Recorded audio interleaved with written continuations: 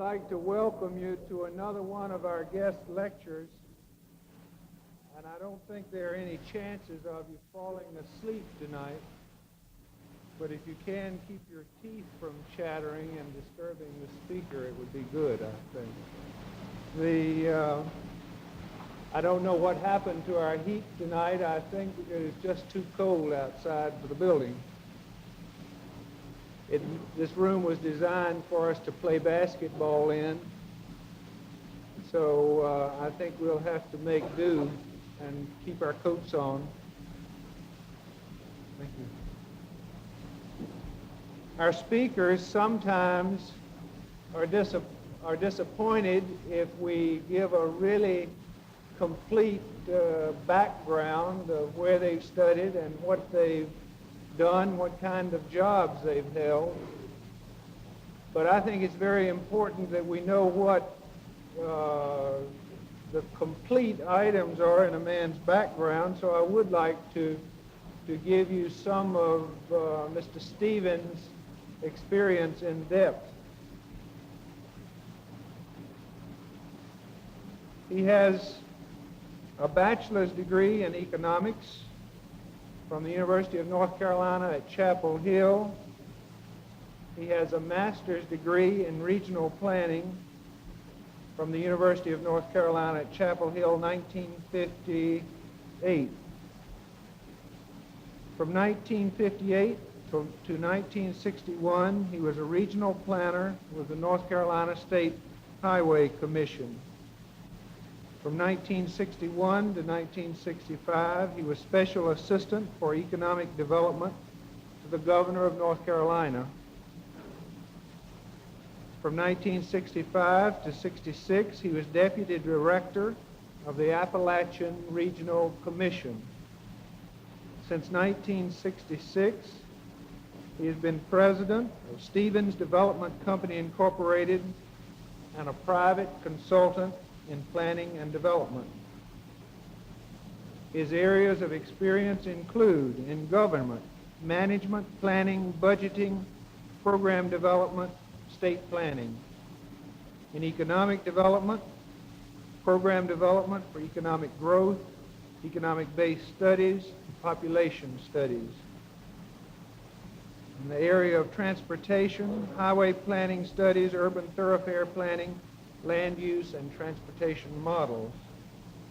In urban planning and development, comprehensive planning, program development, budgeting, and urban renewal.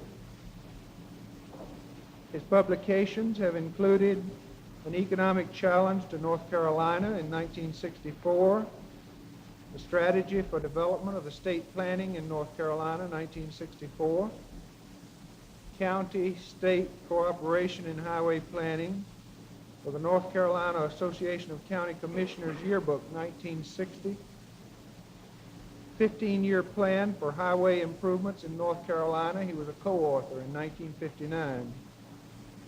He was editor and co-author of The Population of North Carolina, 1959. And he wrote The Role of the Planner in the Council-Manager Form of Government, a case study in Charlotte, North Carolina. That was his master's thesis in 1958. He is a member of the American Institute of Planners, and he will speak to us tonight on urban and regional planning, I think. George Stevens.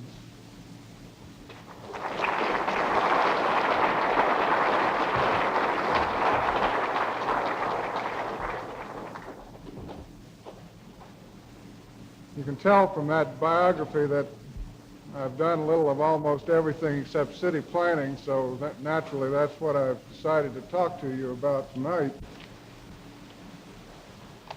As architecture students,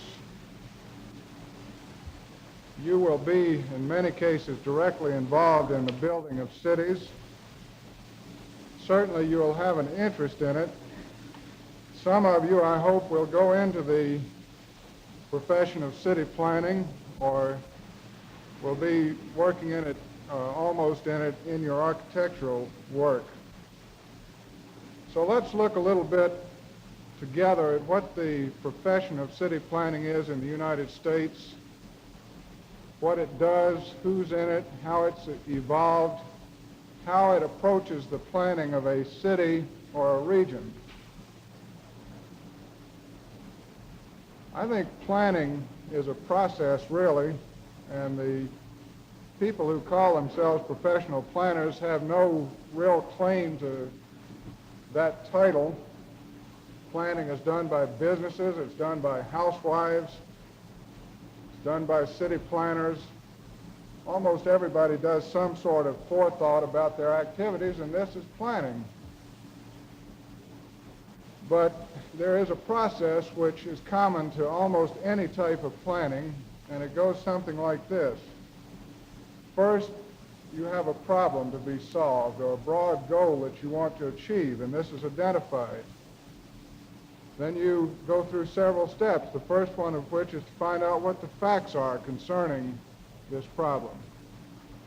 That's the research phase. Secondly, you want to analyze them, because knowing what the facts mean is oftentimes just as important as finding out what the facts are. And third,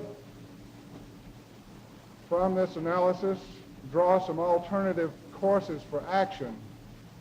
And finally,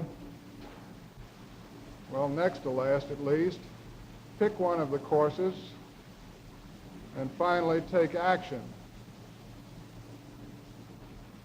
Now, in this process, I think that the professional planner goes through all of those steps up to a point. He may help to identify what the problem is. He'll certainly help to find the facts. He'll analyze the facts. He'll probably lay out some alternatives for the people who are going to make the decisions. But in general, that's where his role begins to taper off, and where I think it really should come to a stop, because the professional in the city, in a regional enterprise, in a state government, is not the man who's got to make the decision usually, or whose place it is to make the decision. This has got to be done ordinarily by elected officials. If it's administrative policy, it may be done by a city manager, may be done by a governor, by a legislature, and so forth. So the planner is in that very strongly up to the point of making the decision. He'll probably, if he's a good professional, have a strong feeling about what one of the policy alternatives is the best one. And he will probably argue very strongly for it and give his reasons why. But in the context in which we operate in government, and most of the planning I'm talking about is done for government, the decisions are in the end made by the electorate or by those that they elect.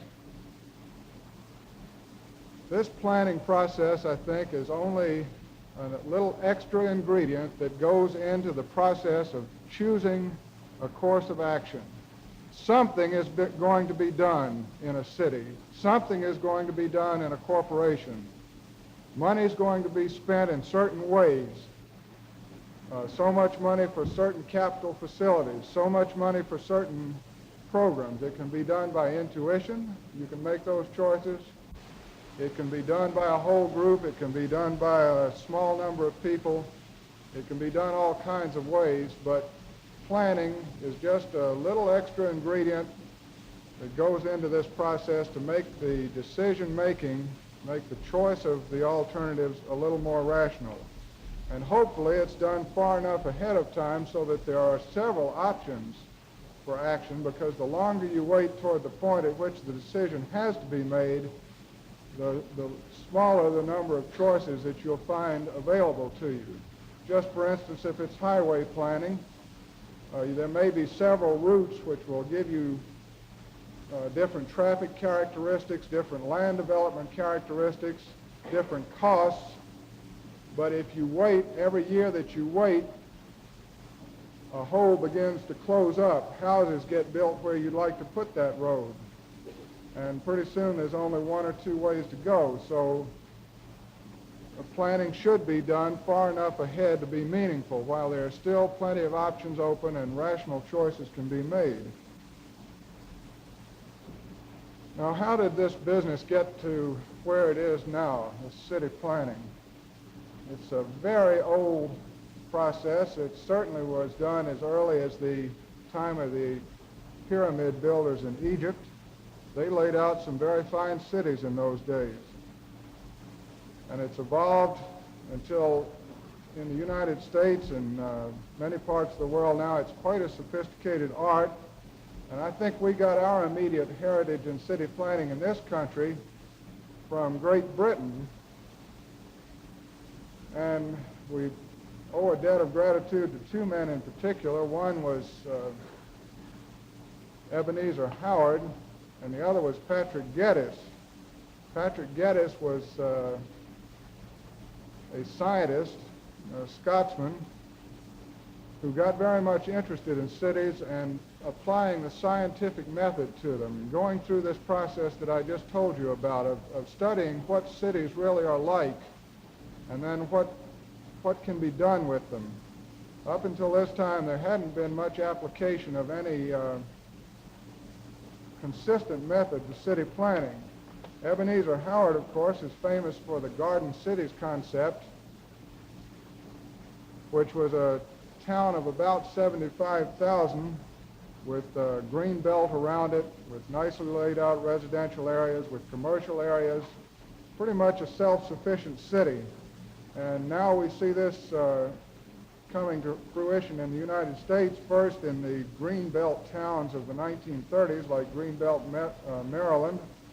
And now it's being quite, the influence is quite strongly seen in the New Towns movement, both in England, which is done under government auspices, and in the United States, which is generally being done by private enterprise. And a couple of examples that I know of are Reston, near Washington, D.C., which is a complete new town being built by a private enterprise, has industry, residential districts, commercial areas, play areas, schools, everything that goes into a self-sufficient town. And Columbia, another new town in the Washington area, out toward Baltimore. And this is catching the fancy of industry in this country, and I think we're going to see many more new towns. And I want to come back to that a little later when we talk a bit about regional planning.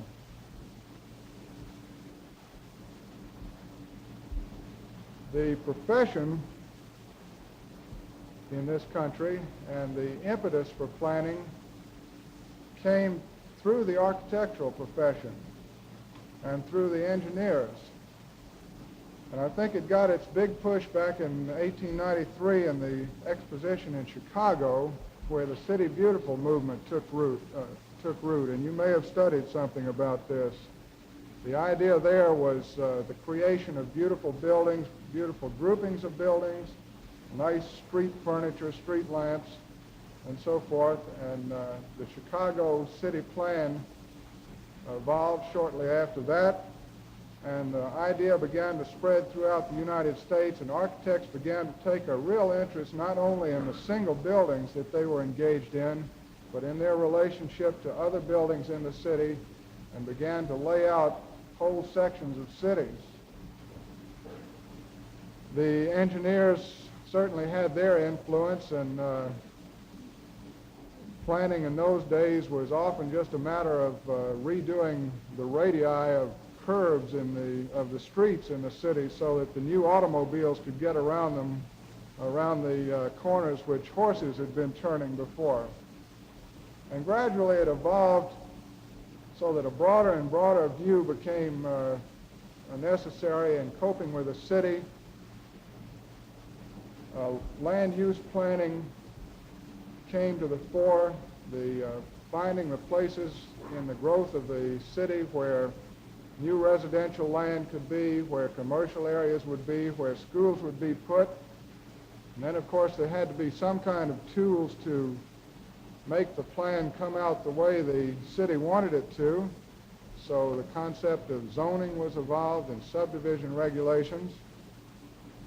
Public works planning was married with city planning. And then gradually, as people began to realize that the city, after all, was for people, there began to be a great deal more attention paid to how the city could provide enough jobs, how industry could be attracted to the city. What were the people going to be doing from day to day, and where would they be making their trips from their place of business to their homes, and from there to the school and so forth, so that the sociological approach and the economist's approach began to be quite important in city planning. Finally, planning began to move into the arena of public administration because those who were engaged to carry forward a program of the city and to govern it began to want to use planning as a tool for making certain very important decisions. At the same time, you could see the kind of organization that was being used for planning going through an evolution. Just as the fire companies in the early history of the United States were first carried out by private enterprise or by associations, planning, when it first came in, tended to be carried out by citizen groups, specially constituted. A group of leaders in the town wanted to think about the future of their town, and they would simply appoint themselves as a group to do this. That evolved to the Public Planning Commission type of organization, which was generally independent of the city government and was charged mainly with making a plan for the future land use of the city and for handling the zoning of the town. But too often, under that sort of system, nobody cared what the Planning Commission said. The commission was out here drawing beautiful pictures of what the town ought to look like, and the politicians could have cared less. They were engaged in the hard facts of life about who was going to get the street paved and who was going to get money. Would it be the school system or the sewage system or something else? And so the planning, in order to be in the mainstream, began to move right into the center of city government. And either the City Planning Commission reported directly to the mayor or to the governing board, or else, has come to be much more popular now, there is a planning staff right in the administration of the government under the city manager and reporting to him, because he, after all, is the man who has to make the decisions every day about we will do this, we will do that. The city council has set this as general policy. Now we've got to study how to carry that out. Next year we've got to submit a budget to the city council. We've got to determine what's important in the city's growth. And we've got to have certain plans that are going to be followed. So it had to be brought into the mainstream of administrative decision making. And so this is the way we tend to find planning now as a tool of the administrative part of city government. Of course, not every city is in a position to have its own staff, and a lot of cities use consultants. And since many of you may be someday consultants either in planning or architecture, I wanted to tell you about a neighbor of mine who had a cat. And this cat was a great big tomcat, and he was a tremendous bother to the neighborhood because he used to go out every night and get all the other cats in the neighborhood excited, and they'd be out there yowling on the fence and raising all grades of Cain, and the neighbors complained to him so much that he decided something had to be done about this tomcat, so he took him in and had an operation performed on this tomcat. And I asked him later, I said, did this solve the problem? And he said, oh yeah. He said, the neighborhood's much quieter now. He said he only goes out 2 nights a week, and then only as a consultant.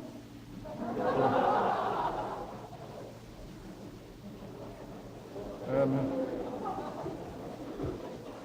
this is being taped, and I hope, for goodness sake, you'll cut that part out of it. But consultants do play their role in city planning. Usually they're used as advisors. They should not be the ones who are calling the shot in anybody's city. That should, again, be up to those who are charged with that type of problem. All right, let's look at what goes into a master plan for a city. Remember, I told you earlier that land use planning was one of the activities that goes on, but there are many types of plans that go into making up the city plan, the city's master plan, or its program for its activities. One of them is an economic base study. Well, why start with that? Well, the reason is that the economy is what governs really how big the city is going to be, what types of jobs it's going to have, how many people there will be, the rate of growth, the type of public facilities that must be provided, such as a water system and a street system.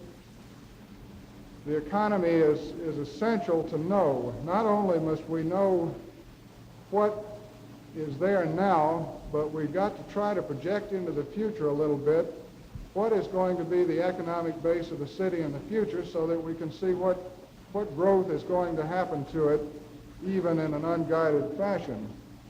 So there are techniques for making a study of the job structure in a city, and it can be done from a very gross basis of what percentage of the jobs or what number of jobs are in industry, what number in business, down to very sophisticated breakdowns of exactly what type of job or what types of suppliers there are for the main industries, and you can get a very good picture of the economic stream of a city. You can also get a good look at what the city is producing for its own use and what it's producing for export outside. And there are many economists who believe very strongly that those products which a city exports over and above what it has to use itself is the real economic base of a city. It determines what the strength of the economy is. But it's also important to remember, of course, that it's very valuable to a city to produce for its own use so that it doesn't have to import. And it's hard to say really which is more important. But you do an economic-based study of a city in order to determine a number of things. Now, you also will want to do a population study. What the population size is now, and again, this can be broken down into many detailed figures, such as the age structure, how many children there are between the ages of birth and 5 years old and on up into old age. You may want to examine the racial composition. You may want to examine income in relation to certain ages of people in the city. You may want to, and so the population study begins to tie in with the economic study. Certainly, you're going to want to know a great deal about population and its future growth if you're going to do a land use plan and find places for all these people to live and reserve the land for them in the city. Now, do I turn this on from here or over there?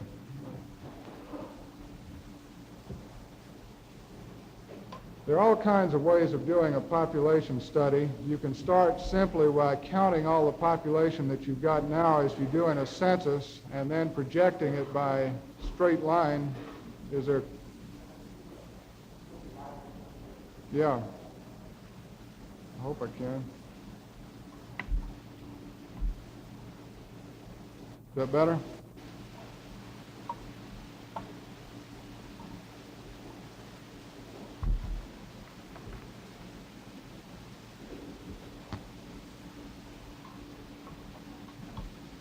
Population can be simply projected onward into the future at the same rate it's been growing in the past, but this is not usually very representative of what's going to happen in a city because, again, the population growth is going to be following the rate of economic growth and the number of jobs that would attract people. It's going to also vary by the birth rate and the death rate. And so there are ways of combining all of these factors together to see what the future population of your city might be. Now again, you can get in trouble by projecting only your local population, because if you took all of the local projections that were made in the United States, let's say a separate one was made for each county, you might get a future population prediction by adding those all together that would be twice as much as what the United States is going to have, say, in 1980. Or it might be too low. So one way that's often used is to step down your calculations from the United States Census Bureau's predictions of future population of the country, figure out what percentage of that your region is likely to be able to capture or have, and then on down to a sub-region, and then down to a county or a city. Now over here is a projection that was made for all of the economic areas, the urban areas of North Carolina, by that method. And it simply shows what percentage of the future growth, or of the population growth between 1950 and 1980, certain North Carolina cities were going to have. And this will be very useful, is probably useful to these cities in trying to calculate what facilities they're going to have to provide for how many people. Of course, this went along with a lot of other charts and a lot of other tables which put down the numbers that were involved. And you take that first city that's up there at the top, which was Charlotte. Charlotte will, of course, do a lot of independent studies to determine what its racial composition is and how many people of certain ages there are. They'll want to know how many young people are coming along in each so-called age cohort, because that's very important to them in planning how many students they'll have in school in certain years. The businessmen in the community will want to know a great deal about the buying power in that population in their city. And so they'll compare economic studies with population studies in making their own plans about the expansion of stores and commercial facilities and industries that serve their city. One of the things that the planner will always want to direct his other studies toward is the land use plan, because land is one of the most valuable commodities there is as far as a city is concerned. Where people settle on the land, where they put their homes, where they put their businesses, has a great deal to do with the well-being of the whole city. And we've seen in so many cases what's happened with unplanned helter-skelter development of a city, that in fact is what has given the planning profession its great impetus, trying to bring some order into the physical growth of a city. So the land use plan is the document and the map on which so many things are based in a city. And these population and economic studies provide background for it. Well, if we're going to plan for where we'll put the future buildings and parks and public facilities in a city, obviously we've got to know a good deal about what land is taken up right now, because we can't plan to use that in the future unless we want to clear it. So a land use study is conducted first. Now, this is the city of Durham, North Carolina. It grew up along the railroad that runs northwest and southeast. Central business district is right down here in red. All of this yellow is residential land that's in residential use right now. This is a dark green color that shows the areas that are in silver and institutional use.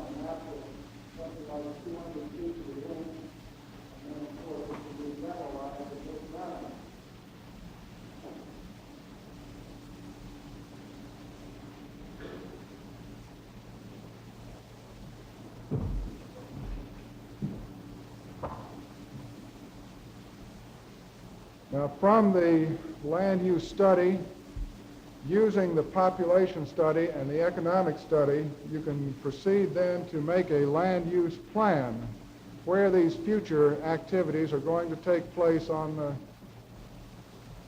landscape around this city.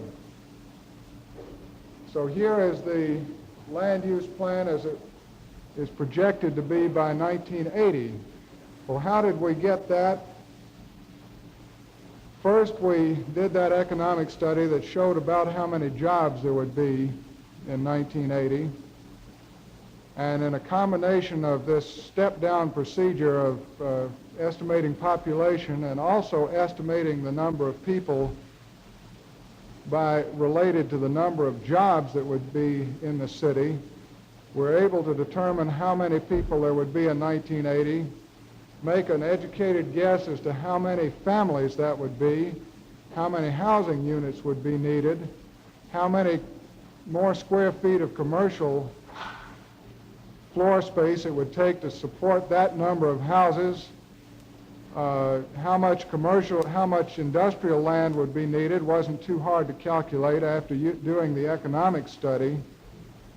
There are standards for the amount of park space and the amount of school grounds which would be needed to support this population and so on. And then the planners began to take a look at the land that was not occupied to rule out that which was unbuildable for one reason or another, and begin to find the places in a city where it was logical for certain activities to take place. The residential areas are the big land users, but when you're planning the residential areas, you have to make sure that you leave some space to put in a school and to put in the shopping centers that these people want to go to and the recreation that they need and so forth. So this land use plan shows where shows a combination of things really. It shows where the development will probably take place. It also shows where the plan is thought it ought to be guided. And there was a residential side of it that was likely making a certain compromise solution because had they had their brother that was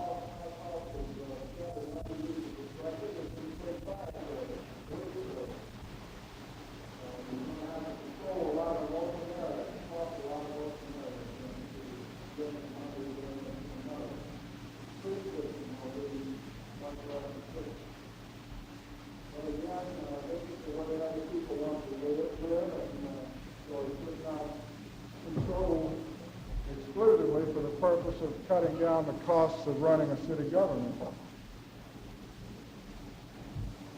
Got to have a street system to get these people from the homes where the planners think that they'll be living, to the jobs that they'll be working at, to the schools, and to the recreation, and all of the other things that people want to do in that city.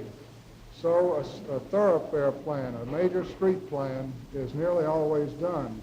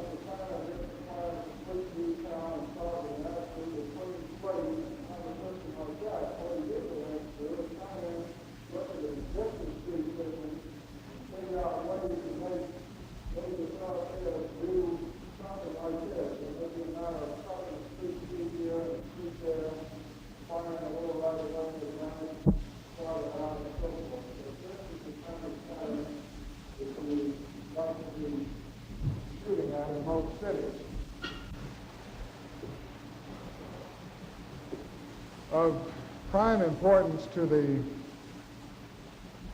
government of the city is going to be the public facilities plan. Now, this may not be something that the average citizen has to grapple with very much, but to the mayor and the council and those who have to administer the money and those who have to make sure that that there's water there when the tap is turned on by the housewife every day, the public facilities plan is one of the prime things that he's looking at. And again, this land use plan and the economic and population projections are going to be essential because they're going to show such essential, if mundane, things as how big around the sewer is going to have to be in a certain area, how big a school must be built, how wide a street must be constructed, and when. And so the Public Works Plan is one of the special ones that's done. So far now we've got 3 different plans going into the master plan. The land use plan, the thoroughfare plan, the Public Works plan, and then usually an open space and recreation plan, because open space is and parks, recreation areas are quite essential to the city and are the elements which so often tend to get left out.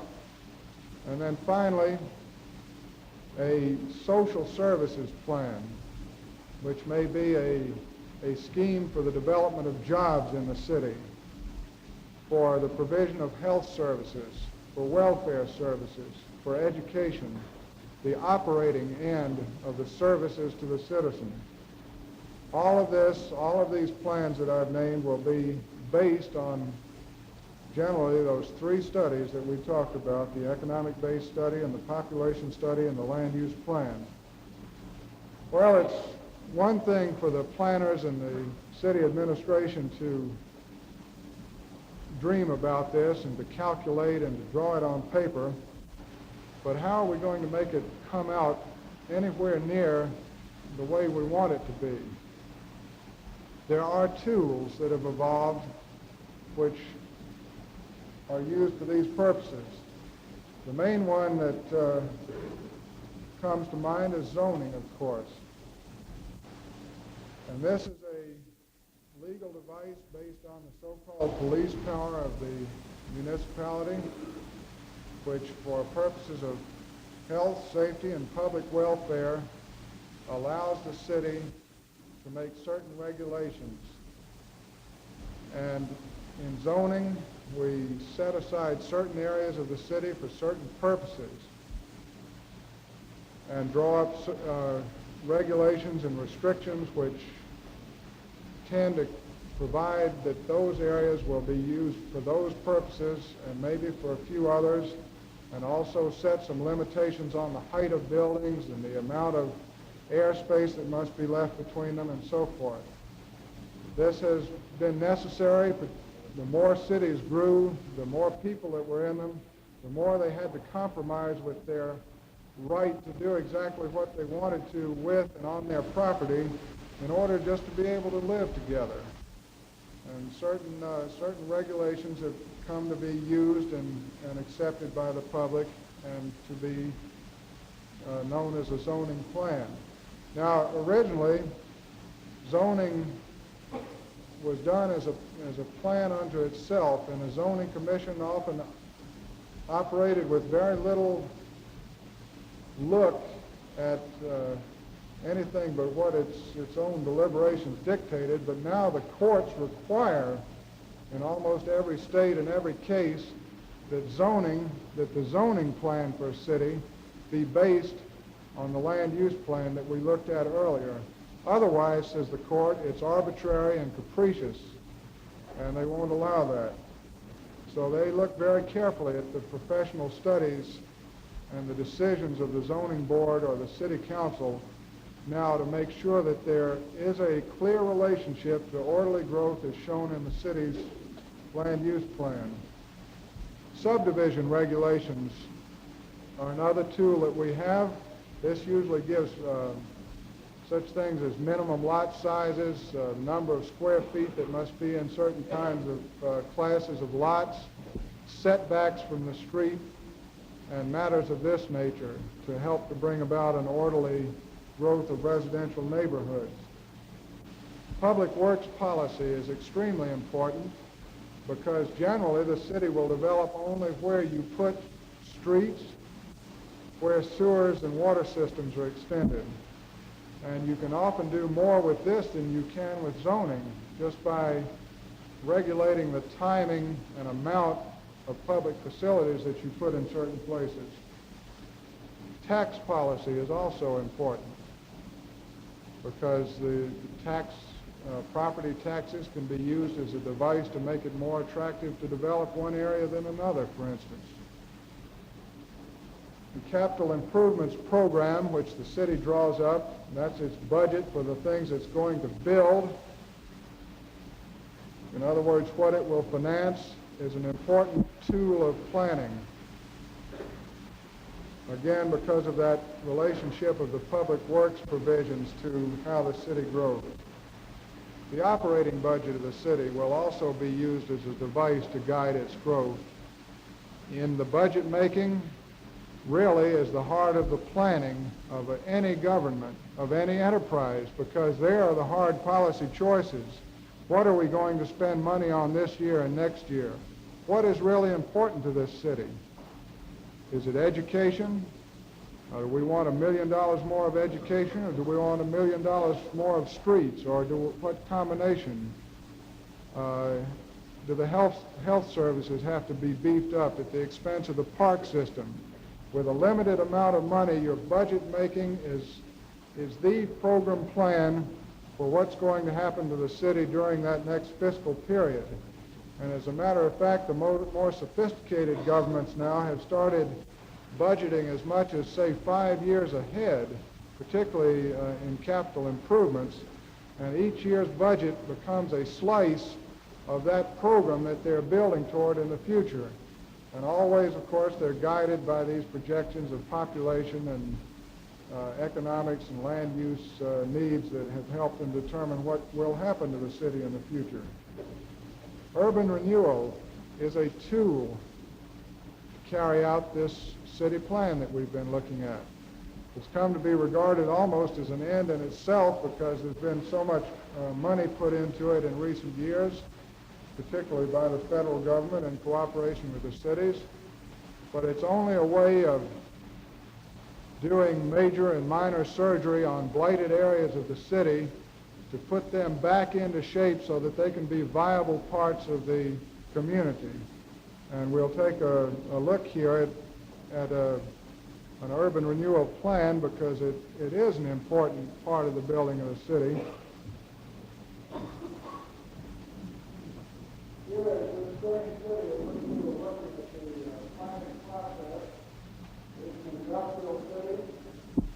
It's got problems with air pollution, congestion downtown, residential use of mixture with commercial and industrial, a bad street system.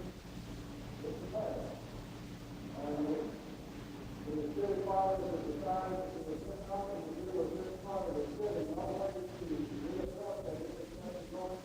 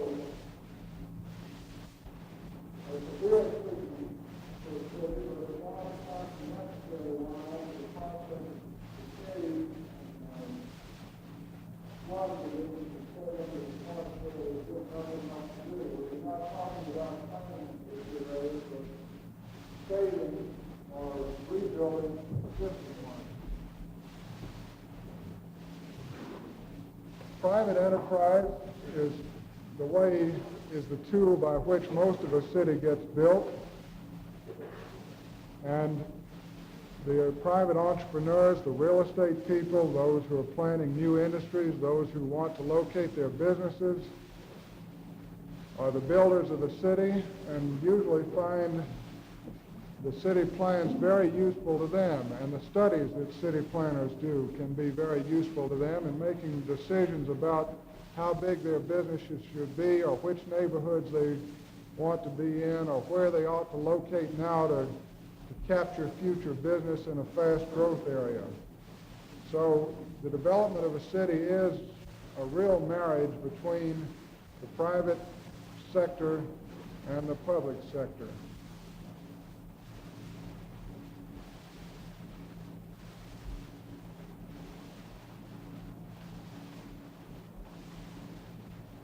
Those are some of the way some of the apartments might have looked in that urban renewal area.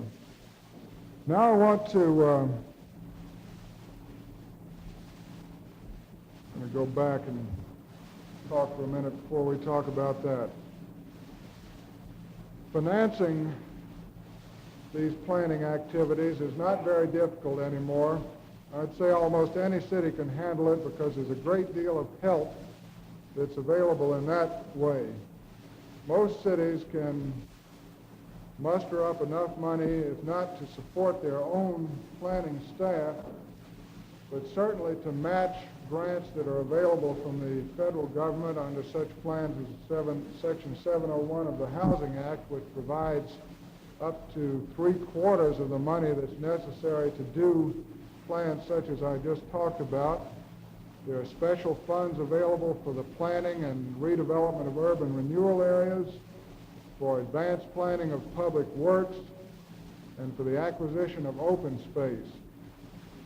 The Department of Housing and Development is very much a partner with most American cities now in one way or another providing funds for either the planning or the actual development of cities.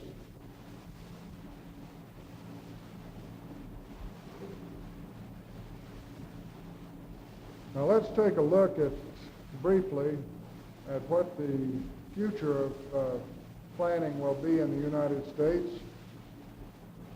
For one thing, I think we're going to see it taking on an ever greater importance. Planners are very much in demand now because cities have so many tough problems to solve, and the rate of growth of cities is increasing so much. The metropolitan areas of this country are growing together so fast that there's going to be an even greater importance attached to the advanced planning of urban areas. I think you'll see an enlarged scope of interest in the planning, in the facets of planning in the future. And this can be demonstrated quite simply by a new act that's been passed by Congress last year called the Demonstration Cities Act of 1966. And they've started calling that the Model Cities Act now because they said they didn't want any demonstrations in the cities. But this, whereas it grew out of the urban renewal law that I was just telling you about, and here the attempt is to not only redevelop the physical city, but to pay some attention to the redevelopment of distressed human beings who are in these cities, to provide them with job opportunities and with education and with programs that can help get them into the mainstream of city life and to be useful citizens. So it's a total attack on the problems of cities, but it only goes to illustrate the fact that the scope of interest of city planning is much wider than it used to be now. It's taking a look at what's bothering the people and what the people's needs for development are, as well as what the city's physical needs are. So there is an enlarged scope of interest. Regional planning will come to be much more important. We've long since stopped just looking at the city limits in our planning. We've been planning far out from them. Going to jurisdiction of the city usually stands outside of the subdivision regulating power. But now, more and more you see groups of city planning together, or a city combining with the county, planning for future growth. We even see groups of state planning together. But here's an example of some regional planning that was done.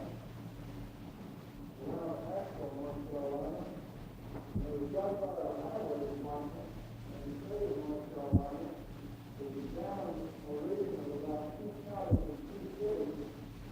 This wasn't supposed to be the highway network. It was going to have a political growth plan in that area. First, they blocked out all of the land that was too big to build on. These are mountains all around here. Then highlighted the valley where all the development is going to take place. The existing land that is being used for colored in black and the existing highway is shown. Now the question was, where is this interstate highway that is coming into the south? Put it over here where the existing big highway was, the railroad was, and we're going to intersect with the interstate highway coming across here. Where are this intersection? Because almost in every case now, where the interstate highway intersects, we want to find a growth point, because transportation is so important as a determinant of activity, particularly when it's New York City. So the physical highway will be put on this side of the valley, on this side of the valley. Remember now, it's the existing piece of land that almost exclusively over here. Before we are again, the mountains are off to the side of the city, and the place that it is, going out to the south along the existing highway. Here is one mile going out of the interstate highway. All the population studies were done and calculations were done how much more land would be used by the time the highway was 10 years old. And this turned out to be the pattern of future growth of the city. The highway was put up there. What if it was put on the other side? Well, that about the growth on this side and the growth over here. The reason is this side in the middle is because of the tremendous estate in there is not only the time to develop the region and community. So, the reason for the balancing effect on land use of the highway is brought the highway down to be used for airport, and then it's actually combined to make it so the good locations of the highway necessarily to put. Tell you about exaggeration, that this is a truly radical way for a highway to be planned. Originally, it was not here. A highway was planned strictly by highway engineers who were concerned with when they were supposed to keep the place to put the highway, what is the most